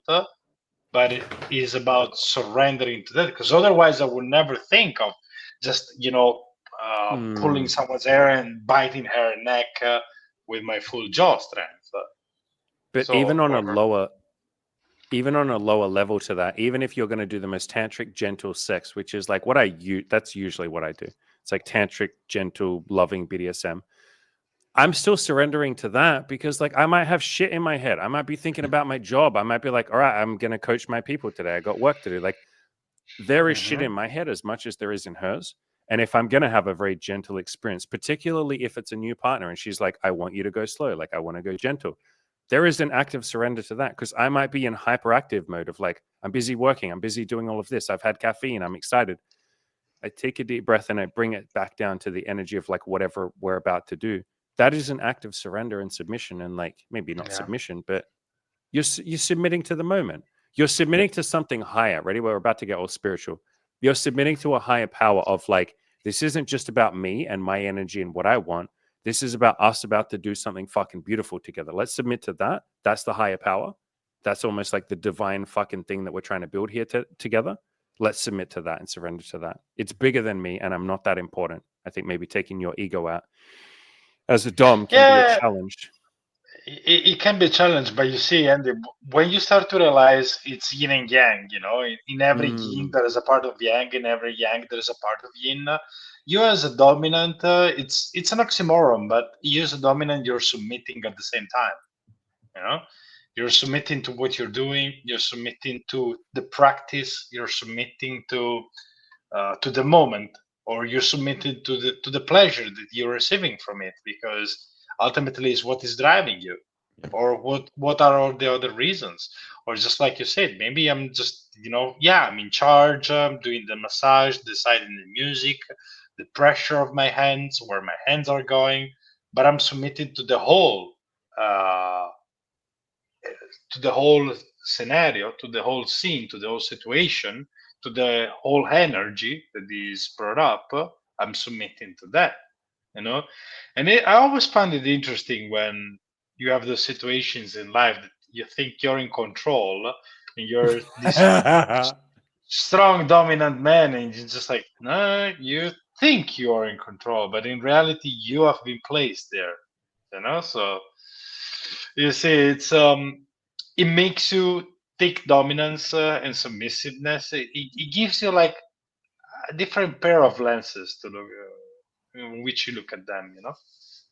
Yeah, I think a big part of it's like surrendering to just being. Like a lot of times when I'm trying to get into that headspace, it's more of like taking off all these filters and like blocks that I have, especially if I'm getting into that primal thing where I'm trying to shorten the time between my desire coming up and my action to doing it. And a lot of times, if I'm trying to be super in control of the moment and lead everything where I want it to be going, and it's supposed to go perfectly to plan, or I'm trying to do this thing to amaze her or whatever, there's a bunch of like mental thoughts that block that true desire, and I never sink into it.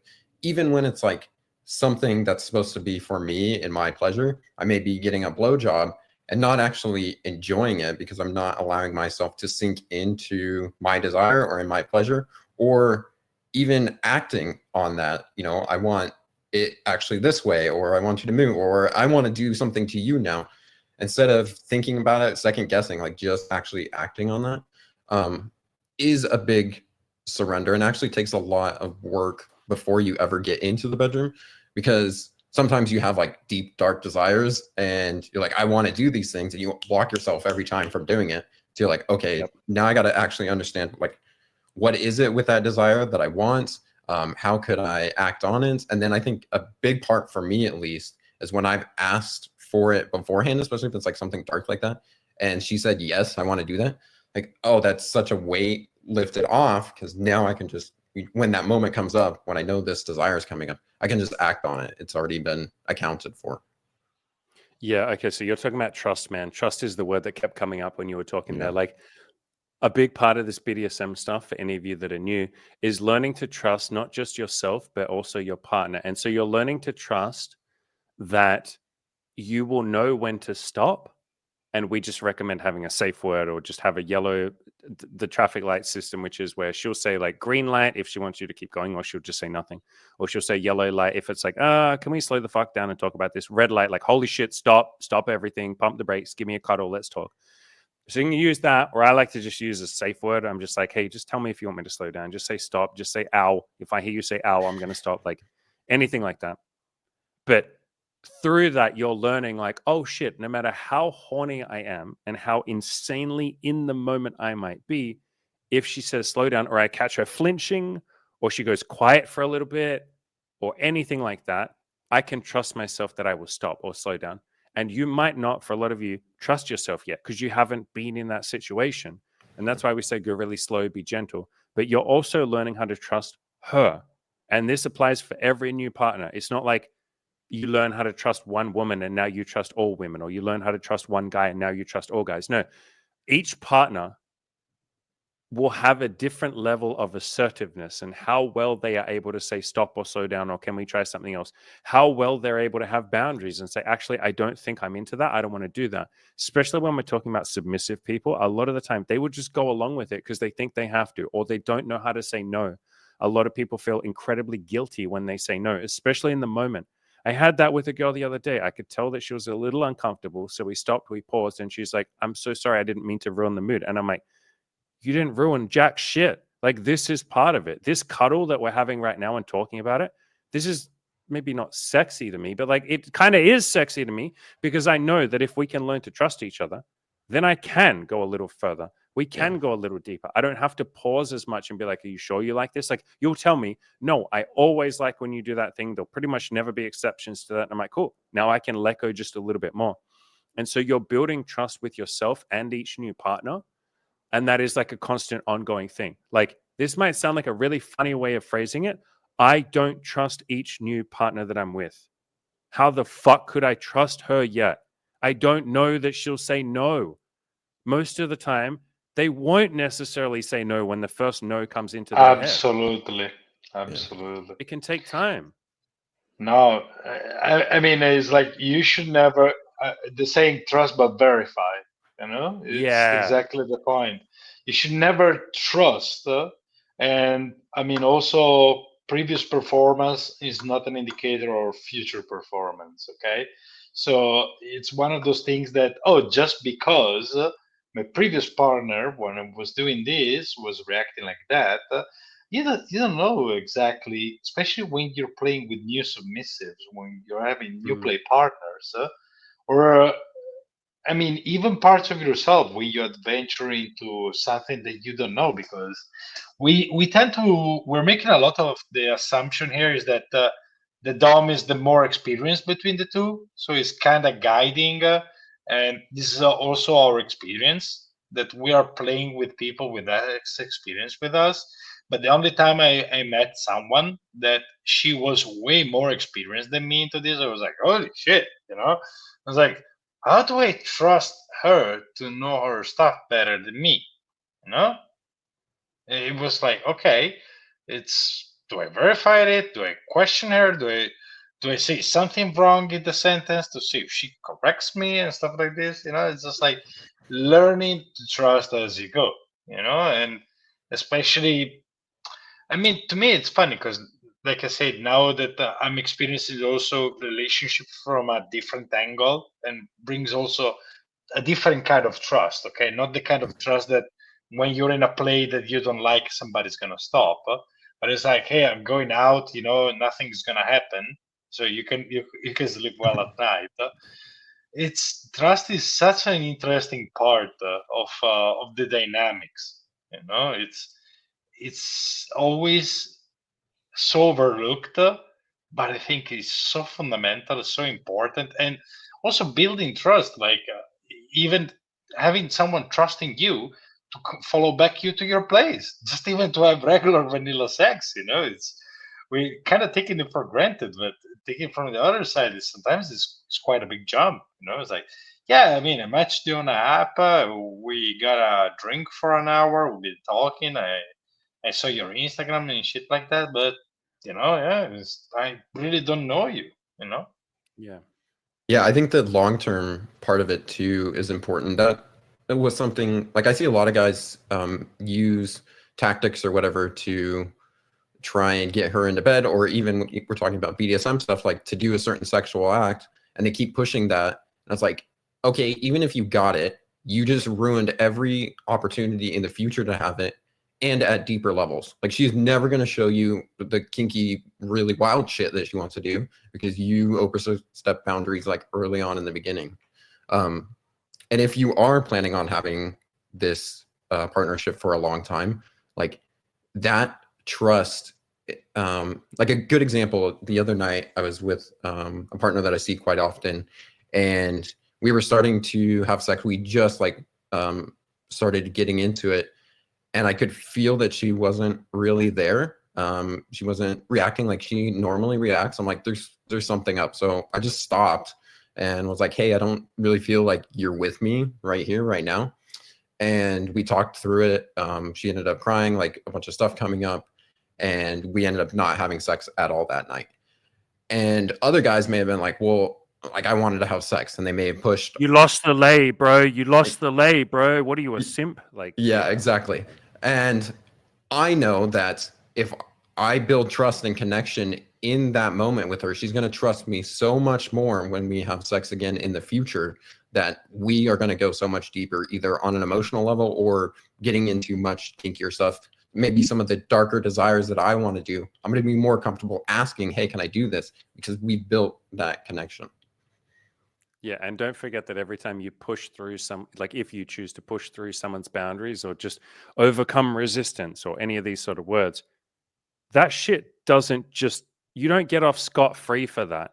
No. Like, call it karmic debt, call it like guilt, call it your conscience. Some part of the back of your brain is like, did she really want to do that with me, or did I just kind of talk her into it? And now you tiptoe around and you second guess. And what do you fucking think happens when you start telling other people about what you just did? Like if you're just like, oh, bro, I got laid this week. And they're like, cool, tell me about it. Well, I was trying to get her panties off and she kept pushing my hand away and I just kept doing it. And then eventually I got her wet enough and she took my panties off. You're going to run into a lot of people that are going to be like, isn't that sexual assault? And then you're like, no, but like we had sex. She wanted it, right? And it's like, are you sure she wanted it? Have you asked her? Well, I just assume she must want it, right? Like, because we fucked. It's like, I've talked to enough women. I know you guys have too. The number of women that I've talked to where they're like, I don't really know how I feel about this, and I'm never going to see that guy again. I ran away, and like, was it sexual assault? Was it not? Maybe I don't put a label on it. We don't need that. Like, but I'm not comfortable with what happened. I don't know if it was okay. And it's like, well, like, that's up to you if it was okay. We can talk through it. But I have had so many of those conversations. I mean, fuck, man. Even like on little stuff, like I ask girls, I get a sense for it sometimes, but on a lot of first dates, I'll just be like, you're so hot. Can I kiss you? And I had a girl the other day where we're on a first date. We were there for like 30 seconds. Guys, we were on this date for like 30 seconds. We're sitting on a bench. She's just like looking into my eyes. I'm looking into hers, and we're both just grinning like idiots. And she's like, she says to me, you're so pretty. And that's not a compliment that women give men very often. So she goes, you're so pretty. And I was like, you're so pretty. And then she blushes and she looks away. And I was like, can I kiss you? And in my brain, I was like, it's way too early. You just met this chick. But I was like, I don't know. I feel like I want to, can I kiss you? And she turns back to me and she gets really serious with a smile on her face. And she's like, nobody has ever asked me that before. Yeah, I want to kiss you. And we made out like bandits. It was an amazing first date. She's the one that we had crazy sex, and she bites me and all of that. And we've talked about that since. And I said, like, what do guys normally do when they kiss you? And she goes, they'll just launch their face at me. And sometimes I love that. Sometimes I love just being kissed on the first date. But there's been a few times where I gently turn my cheek, and I'm okay with that. I'm completely okay with that. But they get butthurt. And she said, I've been called like one guy called me a whore and started screaming at me in public. And she said she's had the same thing on Hinge. Like there was some guy that she didn't want to give her number to. And she said, I'm sorry. Like I don't want to. And he was like, I'm going to kill you. I'm going to track you down and find your family. Jesus. And like, yeah. And these stories are not like uncommon. And this is where I'm starting to talk about, like, rather than pushing through someone's discomfort, you're basically, I'm going to phrase this in a funny way. You're leaving the three of us to clean up the mess. And you're leaving her, right? And you're leaving her friends to clean up the mess. Yeah. You're leaving her family to clean up the mess. Like this shit doesn't just not damage people's psyche. The number of stories I've had like this where I will ask a woman, hey, do you want me to choke you? And she's like, thank you for asking me. Like, thank you for talking to me about this.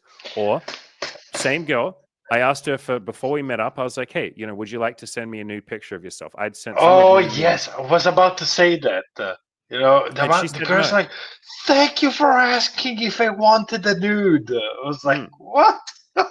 Yeah. It's like, why? Because other guys don't ask that? They just send their dick out there. Yeah. I was like, okay, that'll be interesting. And then in reverse, they will pressure. And, I said, would you like to show me something of yourself now? And I always, at the end of that, so I'll say that, would you like to show me something of yourself? And then I'll add in brackets, feel free to say no. And she said no in the cute little woman way where they're working up how to say no, but they're like, I'm not sure that I want to do that. They phrase it like that. And I was like, good girl. I wrote her a paragraph. I was like, good girl. I'm so glad that you said no, because now I know that you actually want to do shit with me. I don't ever want you to just do something or get weird about it or any of that. Like, just tell me. You can say it in a nice way. You can say it bluntly. I don't care. But I can't trust you in the bedroom if I don't know if you're going to say no. And we've talked a lot about surrender here today. I can't surrender to the moment if I'm in my own head going like, does she actually want this? Did I push her too far? Like, should I have stopped? Like, I'd rather just fucking talk about that. Yeah, you also have to, like, when you're doing that, because you're trying to protect her. If you don't know she can say no and like stand up for that, then you are always second guessing, trying to protect for her, or trying to care for her. And I mean, if you thought it from an entirely selfish standpoint, like trying to protect yourself, you don't want to end up with a, sexual assault charge or something else. Or guilt. Yeah. Yeah. And when you're talking about earlier, like the amount of girls and women that I have talked to that have some sort of sexual trauma or something else from one of these happening just because guys kept pushing or they didn't know how to speak up and be okay saying no. They didn't know they had permission to say no. It's just astronomical. And it really, when I started talking to girls about that stuff, especially after like we had sex and, I would get a thank you or something for like the way I acted. I'm like, what do you mean? Like other guys aren't? Yeah, why are you thanking me? Yeah, why are you thanking me? Isn't this like base level? Bro. Like, it shouldn't. It really gave me a lot of empathy for them, and like some of the things that you were mentioning today earlier in the call, like asking them, "What do you want to call me?" or would you like to kiss me? Like little questions like that. I used to think were like unmasculine or not dominant or whatever. Like I'm supposed to be commanding or leading and just going for it, right? And it was in talking with women about how uncomfortable a lot of times that is for them, and they don't know how to say no, or it's just like an uncomfortable social situation. Even if they really want it, it can still be uncomfortable for them sometimes. Has gotten me a lot better at like asking, even just for small stuff, like the kiss thing. A lot of times when I want to kiss them, I'm usually actually sitting a little further back, like I'm leaned in, and I'll look at them and I'll just kind of motion to come here. I don't always, ask verbally, but I motion to come here, which could be totally like, no, I don't want to do that. I don't think I'm ready for that. Like there's plenty of opportunity for them to say no, whatever. instead of just diving in. I used to do that, you know, in the beginning, like, oh, I just got to go for it. And a lot of it was like getting over my own, like nervous energy, like, oh, I just got to go for this. But when I learned to be more comfortable in myself and comfortable with a no possibly coming, it's just, come here, you know? Yeah, I mean, it's also about the calibration that you learn. So you get more comfortable in knowing where you are in the process of the dance. And you're like, oh, okay, you know, there is something. So I don't need to throw my face at her like ambush kiss. Ah, you know, it's just one of those things that you're just like, you, you know, when guys don't really get a good reading about situation, they go fuck it with ball, basically, Yeah. you know. Instead, meanwhile, a good reading is like sometimes you don't need to say that, you know. Obviously, not all kisses have to go that way, but you know, if you do things in a certain way, it doesn't make it worse. You can actually say, "Can I kiss you?" But it's just like the way you do it and how you do it, where you come from. If you're like, "Can I please kiss you?" You know, Yeah. from the Please, desperate, like, please let me kiss you. Please, I fucking need this. Please, I'll die if you don't. Yeah, yeah, don't have Yeah. that energy, yeah, obviously. Yeah. Yeah, I no, think but a big part's it, like, I think a big part's like owning that desire. Like you could even not phrase it as a question and just say, I want to kiss you. I And want to very kiss you. Yep, confidently. yep. And Yep. in a way that when you say it, if they say no, Mhm. you're still going to be okay. You're not going to turn into that needy guy that like, I need you, I need you, I need you to kiss me. Like, I need this so bad. Yeah. Is about the energy that you bring in. It's actually the fun, you know, because it's like it's so fun when someone say no. It's like I don't know, No, maybe I know, right? Yeah, bro. it's the old I salesman in immediately, me that the fun starts with the no. dude, I immediately go into like autism, like scientist mode, where I'm like, and I would do it in a gentle way, but I'd be like, oh, cool. Like, how come? Like, I'm genuinely curious. Like, why? Like, no pressure. You don't have to. And they're like, well, I just don't feel like I'm ready. I'm like, cool. Like, when do you normally feel ready? Like, do you like to go on 2 dates? Do you like to go on 3 dates? Like, do you just never kiss people in public? Like, I've got a clipboard there. I'm like taking notes and writing shit down. I'm like, this is information. This is cool. This is interesting. And I find that like coming from that lens of curiosity, like, if you guys don't mind me pausing for half a fucking second, I'll show you something. Yeah, go for it. We're This taking over mindset, the. brother, I have no Yeah. expectations, only curiosity. Do you know where this came from? This came from my best fucking friend who was with a girl. They were dancing, they'd been flirting all night, and they were making out. And he basically said to her, would you like to come back to my apartment? And she was like, I just don't know what I'm ready for, though. I don't know how far I want to go with you. And he said, I have no expectations, only curiosity. And I was like, Fuck. bro, where the fuck did that come from? He's like, I don't know. That was just in my head. And I was like, damn, dude, that needs to be framed on my fucking wall. That's a life philosophy. And so What a legend. if you can take on this mindset with like BDSM and just sex in general and humanity and Life in business and general. everything. Yeah. Yeah, dude. And just be like, all right, I don't know what's going to happen here. When I say like, can I kiss you? Or you're so hot, I want to kiss you. Or like, come here. Or like, you just move a little closer and give her that opportunity. You don't know what's going to happen. She might freak out and be like, I hate kissing. It's weird. Or she might be like, oh my God, I want to make out with you like crazy. Or she might be like, hey, big boy, take me back to your apartment and pound the shit out of me.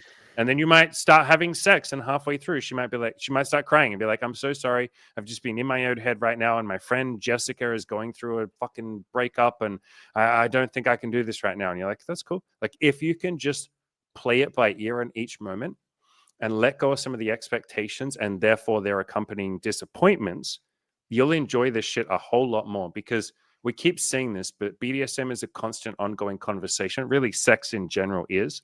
Consent is, pleasure is, friendship is, everything is. And I think it's very easy to think like, if we can just define the rules at the start, and that's what a lot of guys ask me. They're like, how do I be a good dom? I'm like, how the fuck am I supposed to know? Ask your sub. What do you mean? Why are you asking me? You're not trying to fuck me, bro. You're trying to fuck her. So like, why are you asking me how to pleasure her? Like, the first thing I would do if I was going to get a good answer is I'd call her and be like, hey, so this guy's asking me, how can he be a good dom for you? Like, what do you like? And I would write it all down and I'd send him that and be like, there you go. But this shit's like ongoing, and it's not about having these hard and fast rules. Maybe the only rule that we'd all have is like honesty or communication, or like lead with love. Or I like to ask, is this in the name of the highest good? That's the question I'll ask. Like, her highest good, my highest good. If I'm not sure, I'll ask. But yeah, there are no rules, guys. Like, You guys know that, but for everyone listening, like, damn, there's no fucking rules with this. Figure it out together. I think too, when you go in with expectations, like we were talking about earlier, going in with the image of like what you think you should be as a dom, and so like that's an expectation on yourself. Then you're going into the date and you're like, I'm expecting this girl to be X, Y, and Z. Like you've seen things, especially on the app. It's like this story version of somebody about how they look, and you make up this like fantasy thing, like, oh, I bet they're like this and that and other, and you're basically setting expectations before you even get there. And a lot of times that's where guys will misread a bunch because they're not matching the story in your head, and nobody's ever going to match the story in your head. Like, you're not actually there with her, who she is.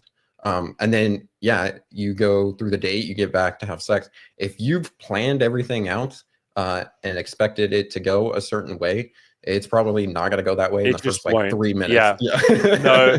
The number of times in my head, I'm like, all right, we're going to do whips first, and then we'll do this. And then we get in the bedroom. She's like, I don't like whips, so I'm scared. And you're like, well, there goes my fucking plan. Yeah, the whole thing. Yeah. You got to freestyle it.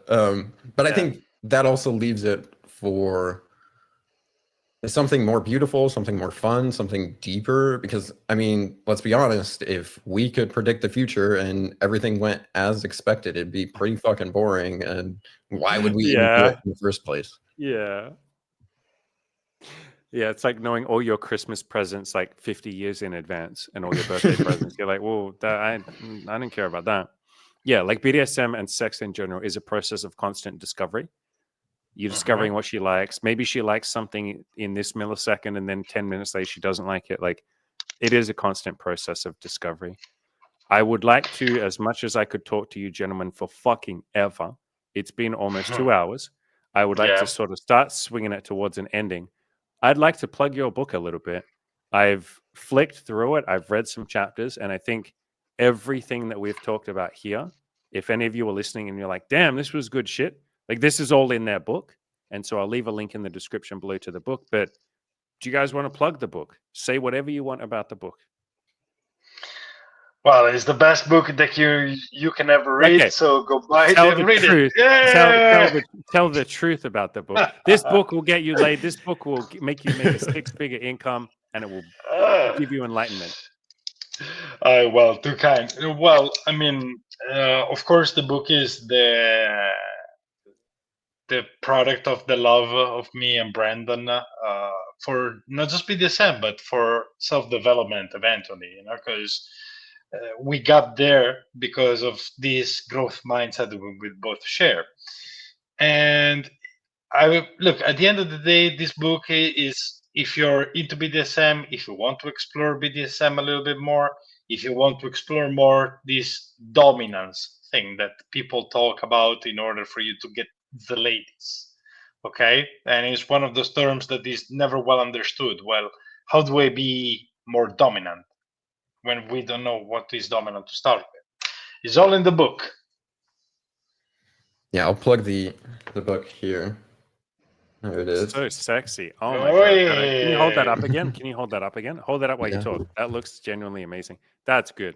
That's cool. Oh yeah.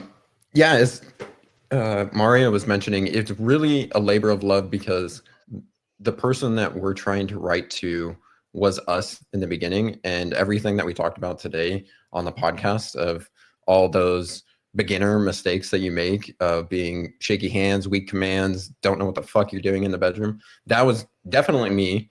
And this is something that I wish that I had in the very beginning to help me not only know like the technical stuff of like what I should be doing in the bedroom, but the broader aspect of how dominance, like how to think like a dominant, not only in the bedroom, but in your life. Like the idea of leadership and taking responsibility for your life, and letting that kind of leak out into everything that you're doing. It really is, and I know, Andy, you talk about this with your Tinder guard. It's like a very strong self-development book dressed up with sex stuff. And you can use sexuality as a way to develop yourself so that everything else outside of sex is better. And you just get the bonus of like sex is fun, and I learned this stuff, and it's going to be a whole lot of fun. So it's like a reward for doing all the self-development stuff to be the dom that you want to be. I would go a little further and plug your book even harder and say it's a good book for submissives too. I have a lot of videos on my channel where I talk about like dominance and stuff like that. I have found if I look at the analytics on those videos, like 50% of the audience are women looking at a video specifically for dominance. And so if there are any submissives out there, this gives you a good insight into like, I mean, if anything, like what the role of a dominant might be, what you might want to look for in a dominant. There is a lot of like self-improvement chapters in here as well. And I think a lot of submissives would read the book and be like, damn, this is helping me, particularly because a lot of your book is about how to be a bit more assertive, how to go for what you want a little bit more. Those are qualities you want in a submissive, like Absolutely. self-esteem. You want a submissive with high self-esteem because then she can say, no, thank you, I don't want that. Or she can be more assertive. There is nothing hotter. You know, I say this all the time. There's two different types of submissive. There's the passive submissive who will just say nothing and you can just do whatever the fuck you want. That seems fun, but it's not. And the assertive submissive who'll be like, fuck me harder, daddy. I want you to tie me up and do crazy shit. And you're like, I love you. That's so hot. Holy shit. It's almost like she's dominant with her desires. And so this book will help you, submissives of whatever gender you might be. If you read through it, you'll be like, damn, maybe I can ask for what I want too. And there's chapters in there on love and leading with love and compassion and consent. Those will help the submissive. So yeah, plug your book even further. It's not just for dominance. It says that in the title, but it's absolutely for submissives as well. So I will leave a link in the description to that. If you got more to say, go for it, my man. Oh, I was just going to mention a lot of the articles that I write, they get a lot of submissives saying, thank you so much for writing this. Thank you so much. Like, I feel seen in this. Thank you so much. I'm going to pass this along to anybody that wants to be my dom, like setting a bar for them. So, and I find that a lot of submissives, because they have been, you know, we were talking about earlier being traumatized by past doms or whatever, and we kind of have to clean up the mess. This kind of helps you before you ever get into that situation. Like, look for these sorts of things. Yeah, for sure. I appreciate both of you an incredible amount. This was insane. I feel like we could have talked for another 5 hours. Much love to both of you. I will leave a link to that book and thank you both for being here.